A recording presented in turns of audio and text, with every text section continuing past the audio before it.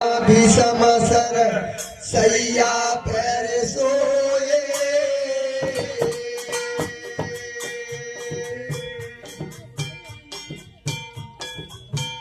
आरे शनिवार के बिना भीषम सर सैया पैर सोए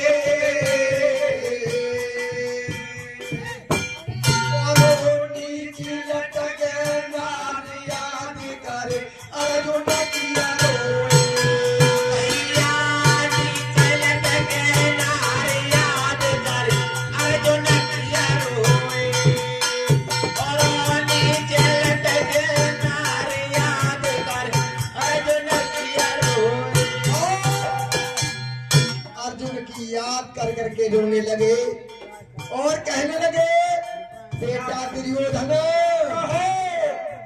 मेरी बात सुनो। कहिए गुरुदेव, क्या कहना चाहते हो? अरे बुलाए दो मेरे पास को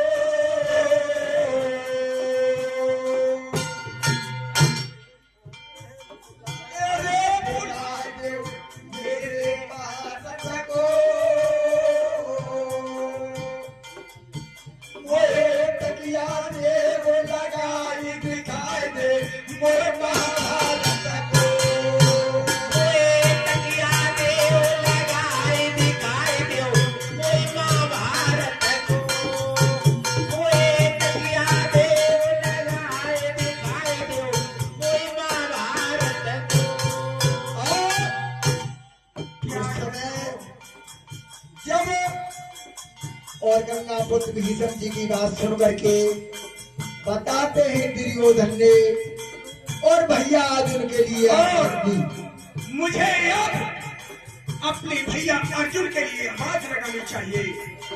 भैया अर्जुन, आपके लिए भीषम पितामह बुला रहे हैं।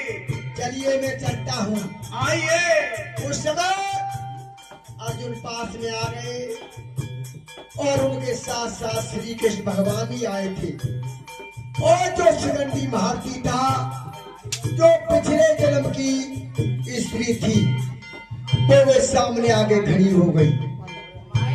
जब खड़े हो गए तीनों, तो अर्जुन ने 3 बाण तरकस से निकाले, गांडीव धनुष पर चढ़ा करके छोड़े तो 3 बाणों की तकिया बन के तैयार हो गई। जब सिरहाना ऊंचा हुआ और गंगा पुत्र जी ने कहा, बेटा मुझे प्यास लग रही है। क्या प्यास लग रही है? तो अर्जुन ने कहा, दुर्योधन ने कहा कि मैं पानी को पिलाऊंगा, लेकिन उन्होंने साफ कर दिया कि अर्जुन ने ही मुझे पानी पिलाएगा। तो अर्जुन ने 1 बाण छोड़ा तो जा करके पृथ्वी में धंस गया। एक बगल में होकर के भीषम जी के एक अमृत धार निकली थी। उसी पानी से उनकी प्यास बुझ गई। सिरहाना ऊंचा हुआ। जब तीनों महारथियों को देखा, कन्हैया जी को, अर्जुन को और शिखंडी को, आज बड़े दुख होने लगे और कहने लगे, अरे शिखंडी क्यों मोए तारा सारे,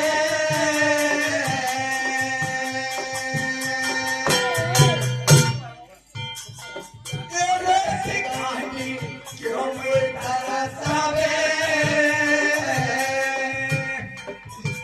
और तनु है जाए पैरों बखत सुध अपने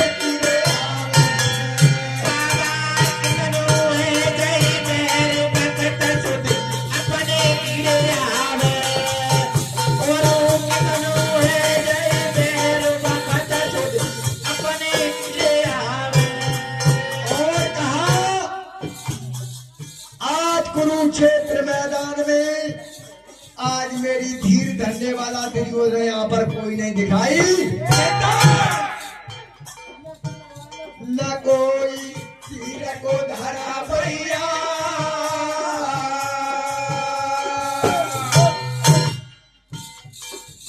न कोई धीर को धरा भैया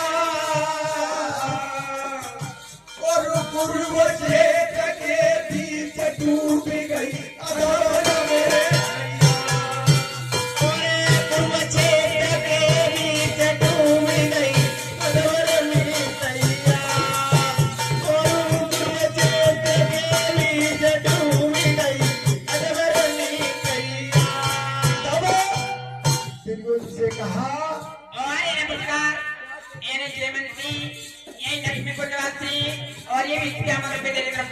कहने लगे बेटा दुर्योधन संसार में सभी को भूल जाओ लेकिन भगवान कन्हैया जी के लिए मत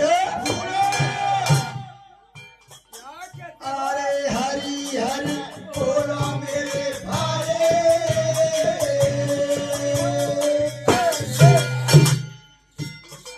अरे हरि हरि बोलो मेरे भाई और कदम लेकर मिटे करो दे लागू चतुराए और वो कदम लेकर मिटे करो दे लागू चतुराए और ये कदम लेकर मिटे करो दे लागू चतुराए बताया उसी समय पांचाली नजर में आ गई। पांचाली ने देखा आज गंगा पुत्र जी भीषम जी बाणों की सरसैया पर और ये सीटू भैया सागरपुर वाले और ये 20 रुपए से सम्मान करते हैं मैया की मनोकामना तो उस समय बताया द्रौपदी आकर के हंसने लगी। जब मुस्कुराने लगी तो गंगा पुत्र भीषम जी कहने लगे बेटी पांचाली आप क्यों मुस्कुरा रही हो मुझे बाणों की सरसैया पर देख करके। तो कहने लगी कि हाँ गुरुदेव इसीलिए मैं मुस्कुरा रही हूं। तो उस समय और भीषम जी ने कहा बेटी तुम मुस्कुरा रही हो आज मेरे पर दुख पड़ रहा है। तो द्रौपदी ने कहा बाबा इसलिए मुस्कुरा रही हूं जिस समय मुझे नगिन दुर्योधन और दुशासन और कर्णवीर और मामा सकुरी 4 प्रधान थे। चारों हंस रहे थे। जब मुझ में रो रही थी आपने नीचे को गर्दन डाल चुके थे। उस समय तुमने ये नहीं कहा ये अनीति क्यों कर रहे हो? इसीलिए आज मेरा मौका है इसलिए मैं हंस रही हूँ।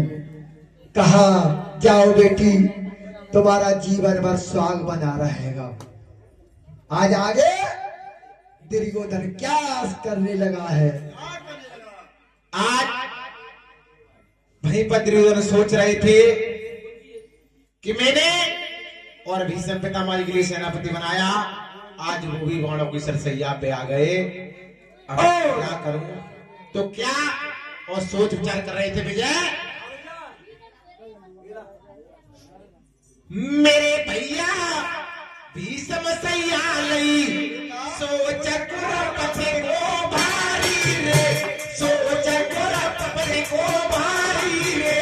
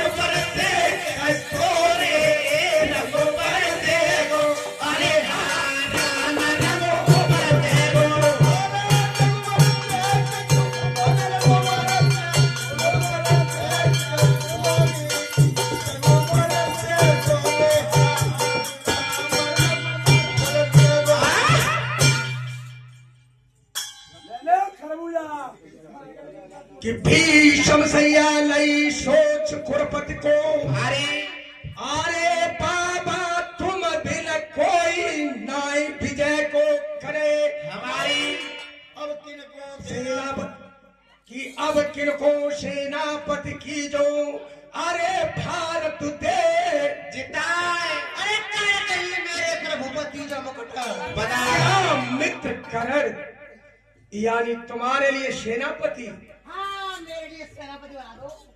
तो मेरी विजय तो अवश्य होगी। क्यों? मैं बनूंगा। अरे इनके लिए करण के लिए सेनापति क्यों नहीं बनाया जाए? करण के लिए मुझसे पंगा मत लो, नहीं उठा के पटक दूंगा। अबे इसके लिए सेनापति नहीं बनाया जाएगा, क्योंकि ये पुत्र पुत्र है, इसके माँ बाप का कोई पता नहीं। क्या सूत पुत्र? हाँ ये पुत्र पुत्र है। मैं बनूंगा, मैं बनूंगा,